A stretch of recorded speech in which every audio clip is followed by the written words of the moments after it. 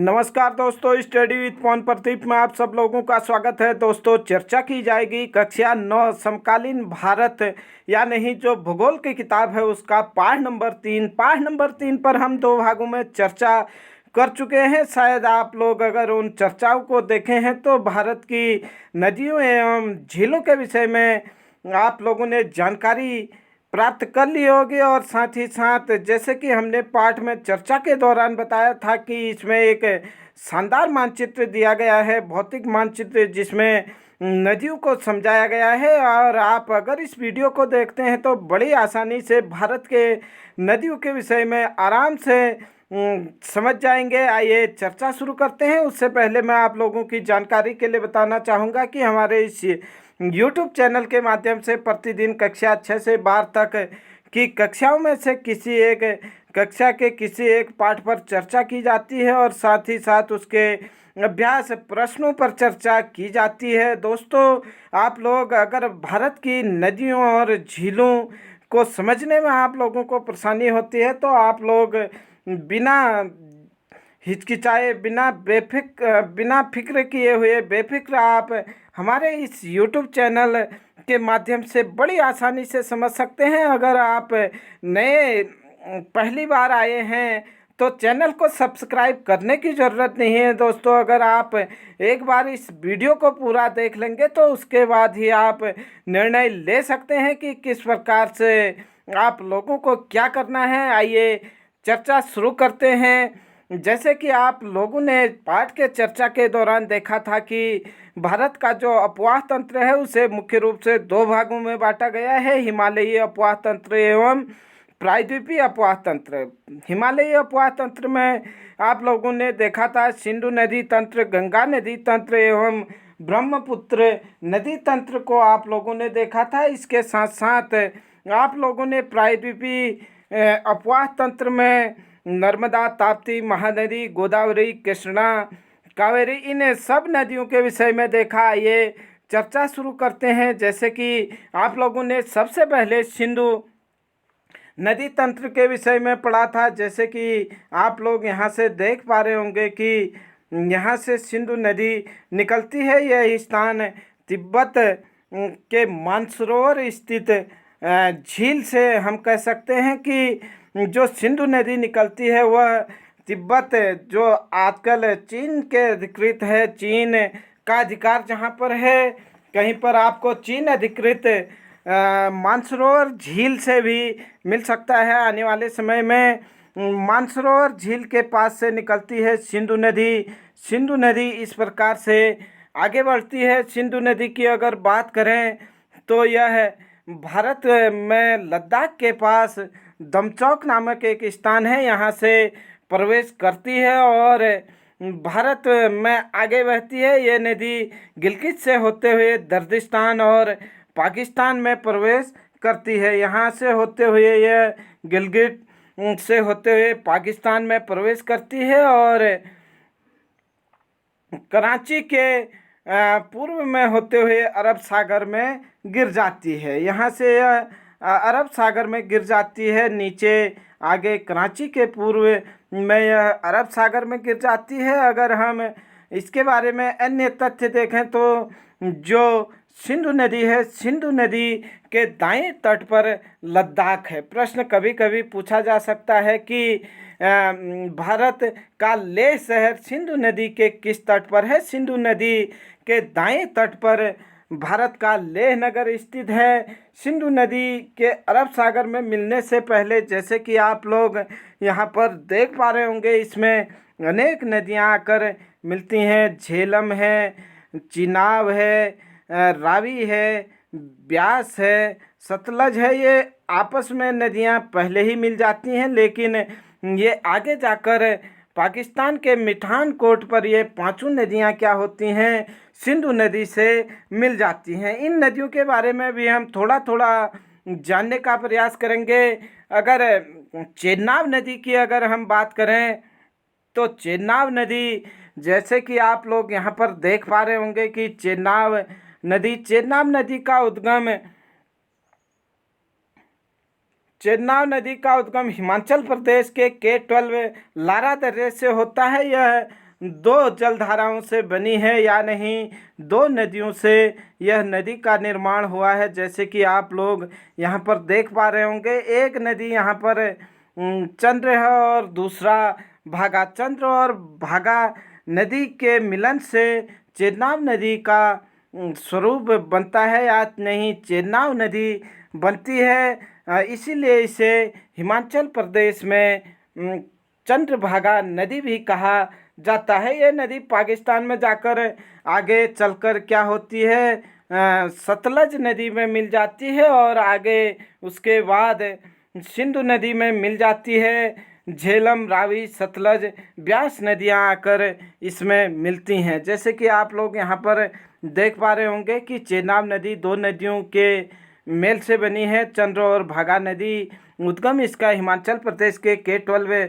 दर्रे से होता है और साथ ही साथ जब यह आगे बढ़ती है तो इसमें अनेक नदियां आकर मिल रही हैं। यहाँ पर आप देख रहे होंगे रावी है, सतलज है, ब्यास है, ये नदियां सब इस पर मिल जाती हैं। आगे चलकर ये पाकिस्तान के मिठानकोट के पास सिंधु नदी में सब नदियां मिल जाती हैं। इसके साथ साथ ही आप लोग दूसरी नदी जो यहाँ पर है झेलम नदी, झेलम नदी के बारे में थोड़ा हम चर्चा करेंगे।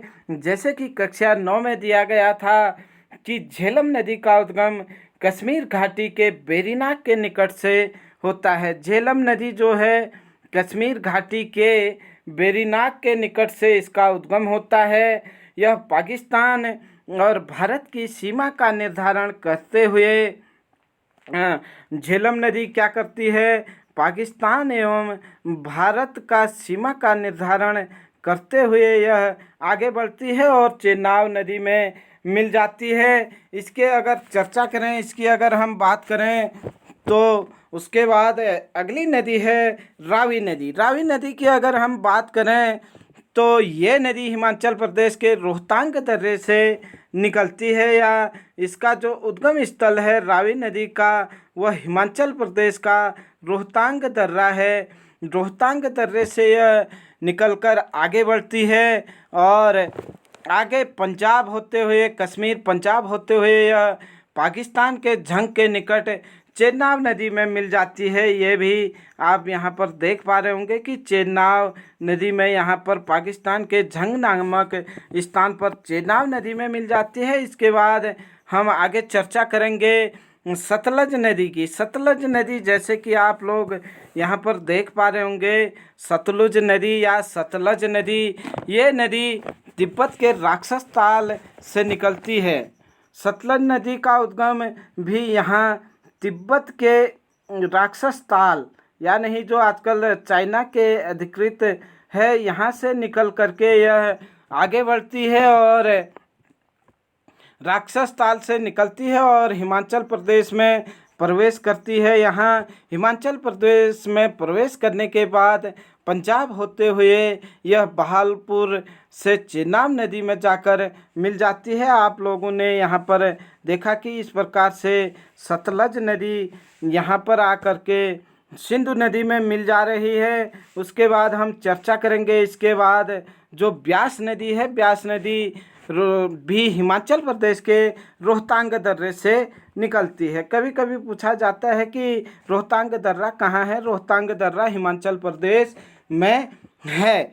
रोहतांग दर्रे से यह निकल कर के आगे बढ़ती है और यह नदी भी हिमाचल प्रदेश के कुल्लू घाटी में बहते हुए पंजाब में हरिके बैराज में सतलज नदी से मिल जाती है। हरिके क्षेत्र में जो हमने ब्यास और सतलज नदी के संगम की बात की, वहीं पर एक हरिके बैराज है और वहीं से देश की सबसे लंबी नहर निकाली गई है जो कि पंजाब और राजस्थान से होकर गुजरती है। ये नदियां थे सिंधु एवं सिंधु की सहायक नदियां। इसके साथ साथ आप लोगों ने देखा था कि सिंधु जल समझौता 1960 में हुआ था, जिसके तहत जो भारत को उसका जल मिला था 20% जल मिला था और साथ ही साथ पाकिस्तान को 80% भाग या नहीं 80% जल इनका उपयोग करने के लिए मिलता है। ये पूर्व की 3 नदियों के विषय में हम बात कर रहे हैं। इसी को सिंधु जल समझौता कहते हैं, जबकि रावी है, ब्यास है और सतलुज है, इस पर भी एक जल समझौता है जिसके आधार पर भारत इसका 80% पानी प्रयोग करता है और 20% पानी पाकिस्तान के लिए छोड़ देता है। उसके बाद अगर हम कुछ प्रमुख चीज़ें देखें तो जैसे तुलबुल परियोजना है, ये झेलम नदी पर चलाई जा रही है और साथ ही साथ जो मानसरोवर से सिंधु नदी निकलती है उसमें आकर के यह सब नदियां मिल जाती हैं। आशा करता हूं कि आप लोग सिंधु नदी तंत्र के विषय में समझे होंगे। उसके बाद हम चर्चा करेंगे गंगा नदी के विषय में। गंगा नदी जैसे कि आप लोगों ने पाठ के अध्ययन के दौरान देखा था और आशा करता हूं कि आप लोग थोड़ा बहुत उसके बारे में समझ भी पाए होंगे कि उत्तराखंड से निकलने वाली 2 नदियों के संगम से गंगा नदी का निर्माण होता है। आप यहाँ पर देख पा रहे होंगे कि किस तरीके से गंगा नदी यहाँ से अलकनंदा नदी आती है और यहाँ से भागीरथी नदी आती है। जब यह देवप्रयाग में आकर इन दोनों का संगम होता है तो यहाँ से गंगा नदी के नाम से यह नदी जानी जाती है। अगर हम बात करें इसके विषय में आगे कि गंगा नदी बनने से पहले जो अलकनंदा नदी है और भागीरथी नदी है, ये भी अनेक जलधाराओं को अपने साथ में लाती हैं, अनेक नदियों से निर्मित होती है। जैसे कि पाठ के चर्चा के दौरान देखा था कि अलकनंदा नदी का जो उद्गम है वह सतोपंथ हिमनद से होता है। जब यह सतोपंथ हिमनद से आगे बढ़ती है केशव प्रयाग के आसपास में इसे सरस्वती नदी मिलती है। जब यह और आगे बढ़ती है बद्रीनाथ के आसपास में जब यह नदी पहुंचती है तो यहाँ पर इसे ऋषिगंगा नदी मिलती है। इस नदी में आगे बढ़कर जब यह गोविंद घाट के आसपास पहुंचती है तो यहाँ पर इसे लक्ष्मण गंगा मिलती है, या नहीं लक्ष्मण गंगा और अलकनंदा का मिलन गोविंद घाट के आसपास होता है। जब यह नदी या नहीं अलकनंदा नदी विष्णु प्रयाग में पहुंचती है तो यहाँ पर पश्चिमी धौलीगंगा इससे आकर मिलती है। 2 धौलीगंगा उत्तराखंड में बहती हैं। आपकी जानकारी के लिए बता दूं, पश्चिमी और पूर्वी धौलीगंगा। पश्चिमी धौलीगंगा इसमें आकर मिलती है। जब यह आगे बढ़ती है तो इसमें बालखिल्य नदी अलकापुरी के पास मिलती है। उससे पहले इसमें गंडक है और बिरही गंगा है, आदि नदियों का भी मिलन होता है। जब नंदप्रयाग में अलकनंदा पहुंचती है तो नंदाग्नि नदी इस पर मिल जाती है। कर्णप्रयाग में पहुंचते समय इसे एक और नदी मिलती है जिसका नाम पिंडर नदी है और आगे जाकर यह नदी देवप्रयाग में पहुंचती है जहां पर इसका संगम भागीरथी नदी से होता है। आप चाहें तो नोट कर सकते हैं। यह अलकनंदा नदी तंत्र था और साथ ही साथ जो दूसरी नदी इस पर आकर मिलती है या नहीं अलकनंदा पर आकर मिलने से जो नदी के द्वारा गंगा नदी का निर्माण किया जाता है वह दूसरी जलधारा है भागीरथी जलधारा या भागीरथी नदी। भागीरथी नदी गोमुख से निकलती है और जब यह नदी आगे बढ़ती है तो रुद्रगंगा ग्लेशियर से एक रुद्रगंगा निकलती है और जहाँ पर इसका मिलन रुद्रगंगा से होता है। आगे बढ़ने पर यहाँ केदार ताल के पास से केदार गंगा निकलती है और भागीरथी नदी में मिल जाती है। आगे जब यह पहुंचती है भैरव घाटी लंका के आसपास तो यहाँ पर जाह्नवी नदी यहाँ पर आकर के इससे मिलती है। प्रश्न पूछा गया था कि जाह्नवी नदी का संगम कहाँ पर होता है भागीरथी से। भागीरथी और जाह्नवी नदी का या जाड़ गंगा का संगम लंका पर होता था। भैरव घाटी वहाँ पर ऑप्शन में नहीं दिया था। भैरव घाटी के ही कुछ आगे लंका है, वहाँ पर यह नदी मिलती है और साथ ही साथ जब यह नदी आगे बढ़ती है तो झाला नामक स्थान पर सिया गंगा भागीरथी नदी में मिलती है। उसके आगे बढ़ने पर असीम गंगा भागीरथी नदी में मिलती है। आगे जा कर के यह नदी देवप्रयाग जब पहुंचती है तो अलकनंदा से संगम करती है। जब अलकनंदा से संगम करती है तो यह नदी गंगा रूप धारण कर लेती है, गंगा के नाम से जानी जाती है। आगे जब यह नदी बढ़ती है तो मैदानों की ओर हरिद्वार में प्रवेश करती है। हरिद्वार से यह नदी मैदानों में प्रवेश करती है और इसकी लंबाई जैसे कि हमने देखा था 2525 किलोमीटर है और यह 2071 किलोमीटर भारत में है और बाकी शेष भाग इसका बांग्लादेश में है। यह नदी जब आगे बढ़ती है तो इसमें और भी अनेक नदियां आकर के मिलती हैं।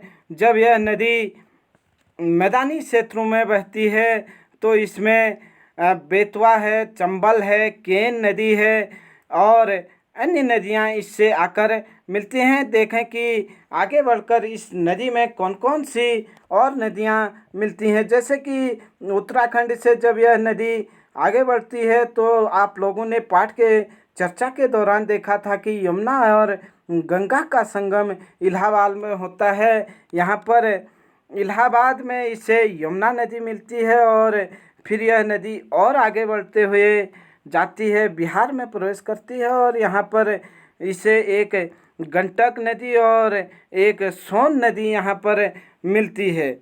आगे जब यह नदी जाती है तो इसमें कोसी नदी यहाँ पर मिलती है, जो हमने देखा था नेपाल हिमालय से निकलती है। उसके बाद हमने देखा था कि यह पश्चिम बंगाल के पास दो धाराओं में विभाजित हो जाती है। एक धारा इसकी मुख्य धारा बांग्लादेश की ओर प्रवाहित होती है और जबकि जो दूसरी धारा थी वह यहाँ पर हुगली नदी के नाम से जानी जाती है। जब यह नदी बांग्लादेश में पहुँचती है गंगा नदी तो इससे पद्मा नदी के नाम से जाना जाता है। जब इसमें ब्रह्मपुत्र नदी भी मिल जाती है तो इसे मेघना नदी के नाम से जाना जाता था। दोस्तों, ये चर्चा थी गंगा नदी के विषय में। आइए जाने थोड़ा थोड़ा जानकारी इसके सहायक नदियों के विषय में। जो ये अनेक नदियां आई हैं इसके विषय में हम थोड़ा थोड़ा जानने का प्रयास करेंगे।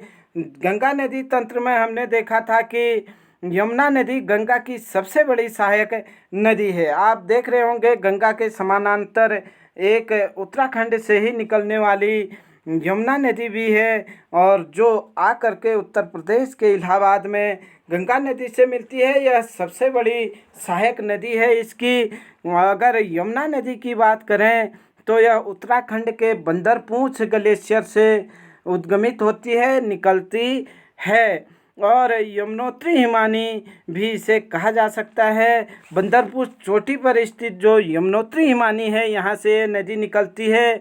ये नदी उत्तराखंड से हरियाणा, दिल्ली, उत्तर प्रदेश से बहते हुए प्रयागराज या नहीं इलाहाबाद पुराना नाम, वर्तमान नाम अगर हम बात करें तो प्रयागराज में आकर के गंगा नदी से मिलती है। और यमुना नदी का प्राचीन नाम अगर आप लोगों से पूछा जाए तो कालिंदी नदी कहा जाता है। यमुना नदी की सहायक नदी अगर हम देखें तो पहले ही देख चुके हैं चंबल नदी क्या है, यमुना नदी की सहायक नदी है, जैसे कि आप लोग यहाँ पर देख पा रहे होंगे।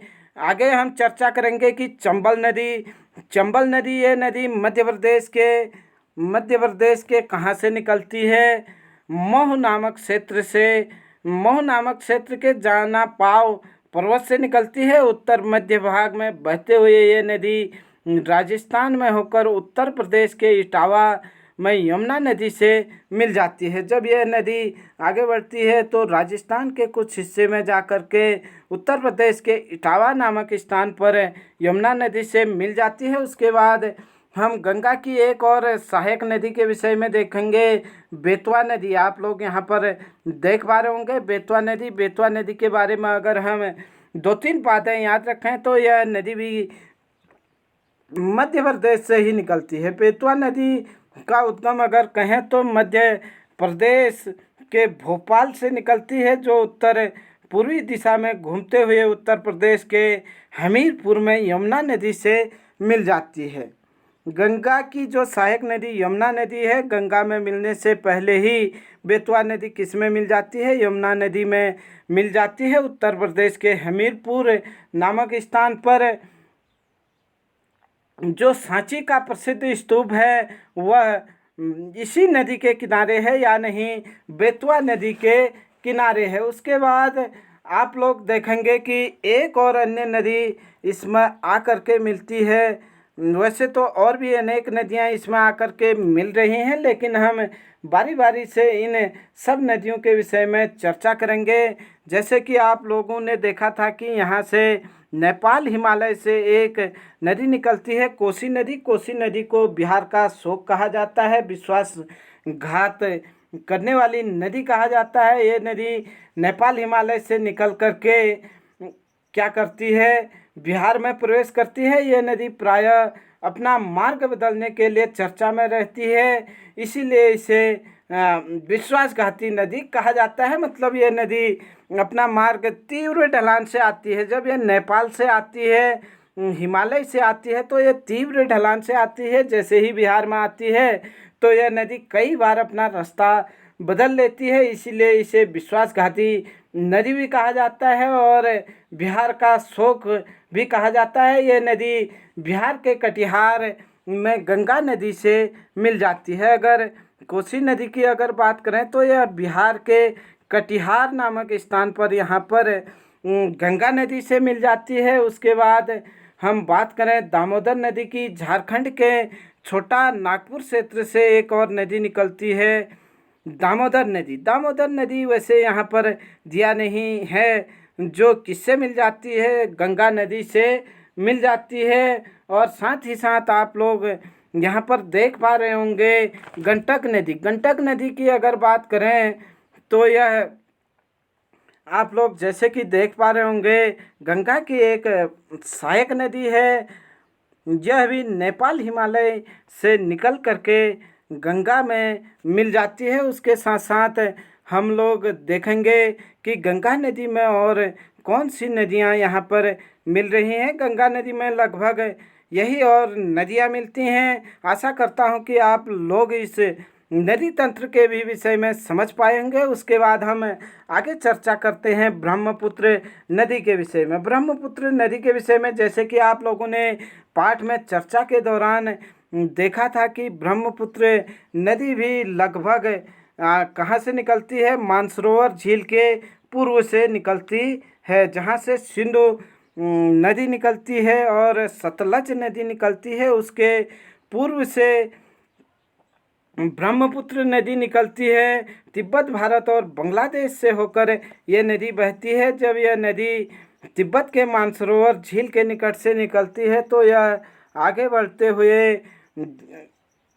बढ़ती है और ब्रह्मपुत्र नदी को वहाँ पर सांगपो नाम से जाना जाता है। जैसे आप लोग यहाँ पर देख रहे हैं, इस नदी को तिब्बत में यरलुंग जंगबो के नाम से जाना जाता है और सांगपो के नाम से भी इसे जाना जाता है। जब ये नदी भारत में असम घाटी में प्रवेश करती है, जहाँ इसे ब्रह्मपुत्र के नाम से जाना जाता है। असम घाटी में प्रवेश करने से पहले यह अरुणाचल में प्रवेश करती है। अरुणाचल में ब्रह्मपुत्र नदी को दिहांग के नाम से जाना जाता है। प्रश्न पूछा जा सकता है कि अरुणाचल प्रदेश में ब्रह्मपुत्र नदी को किस नाम से जाना जाता है? अरुणाचल प्रदेश में ब्रह्मपुत्र नदी को दिहांग के नाम से जाना जाता है। जब यह और आगे बढ़ती है तो इसमें अनेक नदियां आकर के मिलती हैं। जैसे कि आप लोग देख पा रहे होंगे लोहित नदी है और साथ ही साथ इसमें तीस्ता, सोनगिरी, कमेंग, मांगेश, दिबांग, ये सब नदियां आकर के मिलती हैं। और जब यह असम में पहुंचती है तो असम में यह एक नदी द्वीप का निर्माण करती है, जो सबसे बड़ा नदी द्वीप है। आप लोगों से अगर पूछा जाए कि सबसे बड़ा नदी द्वीप का निर्माण कौन सी नदी करती है, तो सबसे बड़े नदी द्वीप का निर्माण ब्रह्मपुत्र नदी करती है, जो असम में माजुली द्वीप का निर्माण करती है। पाठ के चर्चा के दौरान शायद गलती से सबसे बड़ा द्वीप कह दिया था मैंने, लेकिन असल में क्या था, वह सबसे बड़ा नदी द्वीप जो माजुली द्वीप है, ब्रह्मपुत्र नदी के द्वारा बनाया जाता है। और जो विश्व का सबसे बड़ा द्वीप है, अगर विश्व का सबसे छोटा द्वीप की अगर बात करें तो वो उमानंट द्वीप है। और जब यह ब्रह्मपुत्र नदी आगे बांग्लादेश में प्रवेश करती है तो इसे जमुना के नाम से जाना जाता है। जब यह गंगा नदी से आगे जाकर मिलती है तो इन दोनों नदियों को, जैसे कि हम पहले ही बता चुके हैं, बांग्लादेश में मेघना नाम से जाना जाता है। इनके बीच में एक सुंदरवन का डेल्टा बनता है। जैसे कि आप लोगों ने पाठ के चर्चा के दौरान देखा था कि सुंदरवन का डेल्टा पूरे संसार का, पूरे विश्व का सबसे बड़ा डेल्टा है, जिसका अधिकांश भाग बांग्लादेश में आता है, लेकिन भारत में भी इसका भाग आता है। अगर प्रश्न पूछा जाए कि सबसे बड़ा नदी डेल्टा कौन सी नदियों के द्वारा निर्मित किया जाता है, या सबसे बड़ा डेल्टा कौन सा है, सबसे बड़ा डेल्टा सुंदरवन का डेल्टा है। जो सुंदरवन या नहीं, जिसे मैंग्रोव वन कहते हैं, उन पादपों के उपजने के कारण वहाँ पर इस कारण इसे सुंदरवन का डेल्टा कहा जाता है।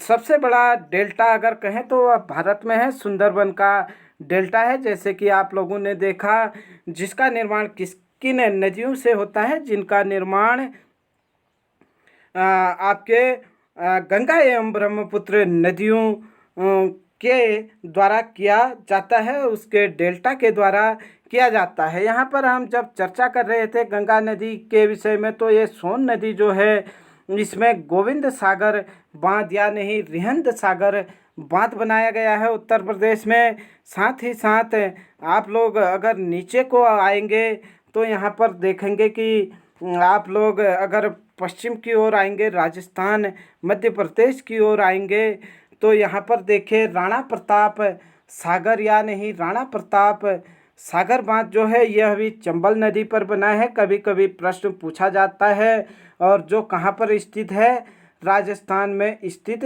है। अगर आप लोगों से पूछा जाए कि राणा प्रताप सागर बांध कहाँ स्थित है, राणा सागर बांध राजस्थान में स्थित है। अगर पूछा जाए आप लोगों से कि गांधी सागर बांध कहाँ है, गांधी सागर बांध मध्य प्रदेश में स्थित है। जो किस नदी पर है, चंबल नदी पर है। चंबल किसकी सहायक नदी है, जैसे कि आप लोगों ने पहले देखा था कि चंबल यमुना की सहायक नदी है। ये तो थे आपके हिमालयी नदी तंत्र। हिमालयी नदी तंत्रों में हमने मुख्य रूप से गंगा, सिंधु एवं ब्रह्मपुत्र नदी तंत्र को यहाँ पर जाना, और जो भी उससे महत्वपूर्ण प्रश्न बन सकते थे उनके विषय में हमने चर्चा की। आशा करता हूँ कि ये चर्चा आप लोग समझे होंगे। आगे बात करते हैं प्रायद्वीपीय भारत का जो नदी तंत्र है उसके विषय में। प्रायद्वीपीय भारत नदी तंत्र के विषय में कहें तो इसमें बरसात में अधिक पानी रहता है, जबकि जो हिमालयी नदियाँ थी वह बारहमासी नदियाँ होती हैं। जैसे जैसे गर्मी बढ़ती है तो बर्फ़ पिघलता है, तो वहाँ पर पानी की कमी नहीं रहती है। जबकि उसके विपरीत जो प्रायद्वीपीय भारत की नदियाँ हैं वह बरसात पर निर्भर करती हैं। इन नदियों की बात करें तो जैसे कि हमने पाठ के चर्चा के दौरान देखा था कि यह नदी तंत्र हिमालयी नदियों से पुराना नदी तंत्र है। हिमालय नदियों से या नहीं हिमालय के निर्माण से पहले ही इस क्षेत्र का निर्माण हो गया था, इसलिए जो ये नदी तंत्र हैं यह भी क्या है, हिमालयी नदी तंत्रों से पुराना है। यहाँ पर एक स्थान है अमरकंटक।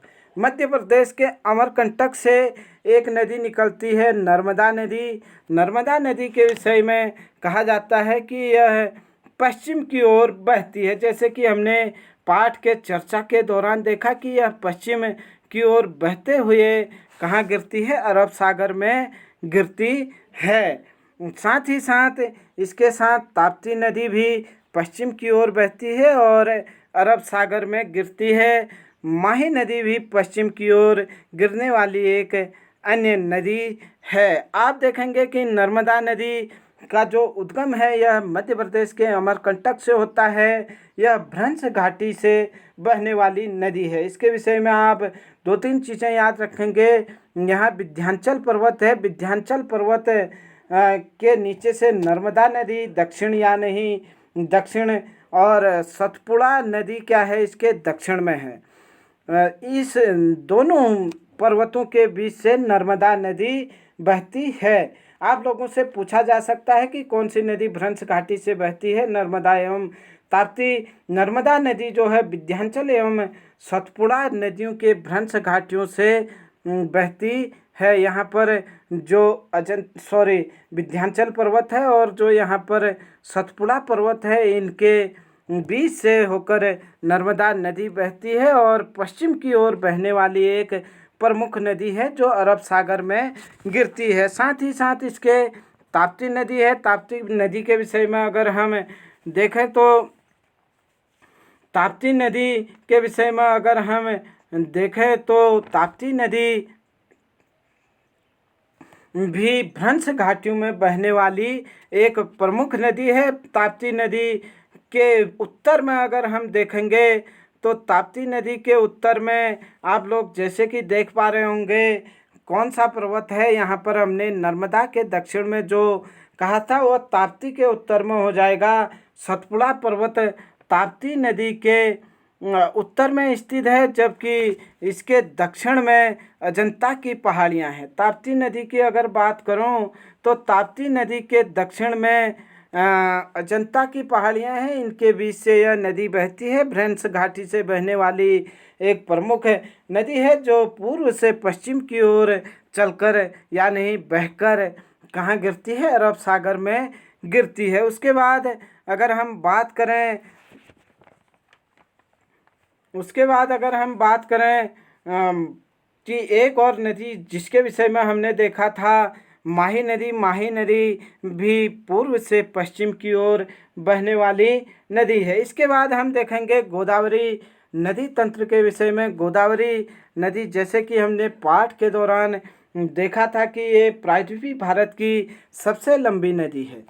अगर ये नदी के उद्गम की बात करें तो यह नदी महाराष्ट्र के नासिक जिले के त्र्यंबकेश्वर से निकलती है।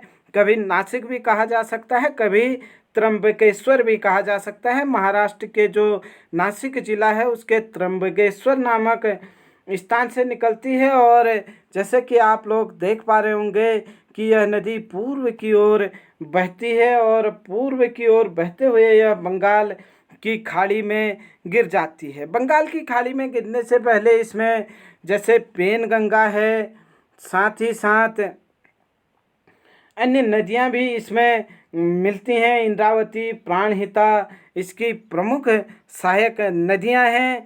आगे चर्चा करेंगे हम गोदावरी नदी को। दो प्रश्न यहाँ से कि दक्षिण भारत की सबसे बड़ी नदी कौन सी नदी है? गोदावरी नदी है। दक्षिण भारत की सबसे नदी होने के साथ साथ इसे बृहत गंगा भी कहा जाता है या नहीं। बृहत गंगा के नाम से किसे जाना जाता है? बृहत गंगा के नाम से गोदावरी नदी को जाना जाता है। उसके बाद यहाँ पर आप लोग देख पा रहे होंगे कृष्णा नदी। कृष्णा नदी की अगर हम बात करें तो कृष्णा नदी भी प्रायद्वीपीय भारत की दूसरी बड़ी नदी है। कृष्णा नदी का उद्गम महाराष्ट्र के महाबलेश्वर के पास से होता है। कृष्णा नदी महाराष्ट्र से होते हुए कर्नाटक, तेलंगाना, आंध्र प्रदेश में बहते हुए आगे बढ़ती है। आगे बढ़ते हुए यह नदी भी कहाँ गिरती है? बंगाल की खाड़ी में गिरती है। इसमें आप देख पा रहे होंगे इसकी सहायक नदी तुंगभद्रा नदी है, कोयना है, भीमा है, इसके प्रमुख सहायक नदियां हैं। और नागार्जुन सागर बांध भी इसी पर बना है। प्रश्न आप लोगों से पूछा जा सकता है कि नागार्जुन सागर बांध किस नदी पर बना है? आप लोगों से पूछा जा सकता है कि नागार्जुन बांध जो बना है कृष्णा नदी पर बना है। और इसकी बात करें तो यह नागार्जुन बांध का जो क्षेत्र है तेलंगाना और आंध्र प्रदेश के सीमा में यह है। इसके साथ साथ हम चर्चा करेंगे आगे जो नदी है उसके विषय में, कावेरी नदी। कावेरी नदी की अगर हम बात करें तो कावेरी नदी कर्नाटक के कुर्ग के निकट ब्रह्मगिरी से निकलती है। जैसे कि आप लोग यहाँ पर देख पा रहे होंगे कि कावेरी नदी जो है यहाँ से कावेरी नदी का उद्गम होता है। यह कर्नाटक के कुर्ग से निकलती है। कुर्ग के निकट ब्रह्मगिरी पहाड़ी है, वहाँ से निकलती है और आगे बंगाल की खाड़ी में जाकर के मिल जाती है। कावेरी नदी को दक्षिण भारत की गंगा के नाम से जाना जाता है। अभी हमने देखा कि गोदावरी नदी को दक्षिण भारत की बृहद गंगा कहा जाता है, बूढ़ी गंगा या नहीं बृहद गंगा कहा जाता है, जबकि कावेरी नदी को दक्षिण भारत का गंगा नदी कहा जाता है। दोनों प्रश्नों में आप अंतर समझ पा रहे होंगे। इसी में एग्जामिनर उलझा देते हैं कि कौन सी नदी के विषय में यह तथ्य सही है। वहाँ पर परीक्षा में हमें थोड़ा इस में कंफ्यूज हो जाता है। उसके साथ साथ आप लोग अगर यहाँ देख पा रहे होंगे तो अन्य विषयों की चर्चा हम करें। यहाँ पर जो नदियाँ अब शेष हैं अगर उनकी बात करें तो इनकी सहायक नदियाँ शेष हैं। जैसे कि कृष्णा नदी के विषय में हमने तुंगभद्रा नदी के विषय में देखा। तुंगभद्रा नदी के तट पर ही विजयनगर साम्राज्य की स्थापना हुई थी। ऐसे ही अगर हम कावेरी नदी की बात करें तो कावेरी नदी में भी अनेक महत्वपूर्ण बांध बनाए गए हैं। कावेरी नदी जो ये यहाँ पर है, यहाँ पर शिव समुद्रम जलप्रपात की भी कल बात हो रही थी, जो दूसरा बड़ा जलप्रपात था। साथ ही साथ कृष्णा सागर बांध, कृष्णा सागर बांध आप लोगों के लिए कन्फ्यूजन का विषय हो सकता है। कृष्णा सागर बांध कावेरी नदी पर है। साथ ही साथ शिव समुद्रम बांध भी कर्नाटक में है और कावेरी नदी पर है, और मेट्टूर बांध भी कावेरी नदी पर स्थित है। जबकि कृष्णा नदी पर बांधों की अगर बात करें तो इसके विषय में फिर से हम अलग से चर्चा करेंगे। आइए देखें कि कुछ प्रमुख झीलों के विषय में भी यहाँ पर दिया गया है, उसके विषय में हम जानने की कोशिश करेंगे। वीडियो लंबा होते जा रहा है, इसीलिए हम इस चर्चा को थोड़ा संक्षेप में करेंगे। जल्दी से इसे समाप्त करने का प्रयास करेंगे। जैसे कि आप लोगों ने देखा कि सबसे ऊपर कश्मीर में बुलर झील दिखाई दे रही है। बुलर झील एक मीठे पानी की झील है। जैसे कि आप लोगों ने पाठ के चर्चा के दौरान देखा था कि भारत में मीठे पानी की सबसे बड़ी झील बुलर झील है, और साथ ही साथ भारत का जो सबसे बड़ा जलप्रपात है वह महात्मा गांधी या गोरस्पा जलप्रपात है, जो सबसे ऊंचा जलप्रपात है। उसकी अगर बात करें तो यह कर्नाटक राज्य में शरावती नदी पर है। आगे चर्चा हम करें कि सांबर झील। सांबर झील जैसे कि आप लोगों ने पाठ के चर्चा के दौरान देखा था, यह राजस्थान में स्थित है। इसका प्रयोग नमक बनाने के लिए किया जाता है। यह एक लवणी झील है। चिल्का झील उड़ीसा तट पर है, जैसे कि आप लोग देख पा रहे होंगे। पुलिकट झील की अगर बात करें तो पुलिकट झील आप यहाँ पर देख पा रहे होंगे, तमिलनाडु के तट पर स्थित है। साथ ही साथ यहाँ पर वेवनाथ झील आप लोग देख पा रहे होंगे केरल तट पर, और लिंगावस्की झील यहाँ पर आप देख पा रहे होंगे दक्षिण भारत की एक प्रमुख झील है। दोस्तों, ये थी चर्चा आज नदियों के विषय में। मुख्य रूप से यहाँ पर समझाने का प्रयास किया गया था।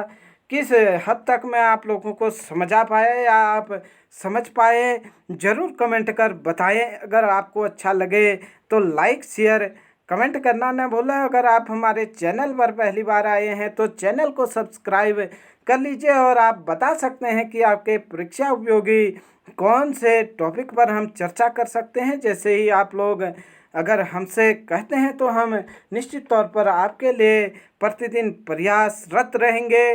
तब तक के लिए आप हमारे साथ यूं ही बने रहिए। जय हिंद, जय भारत।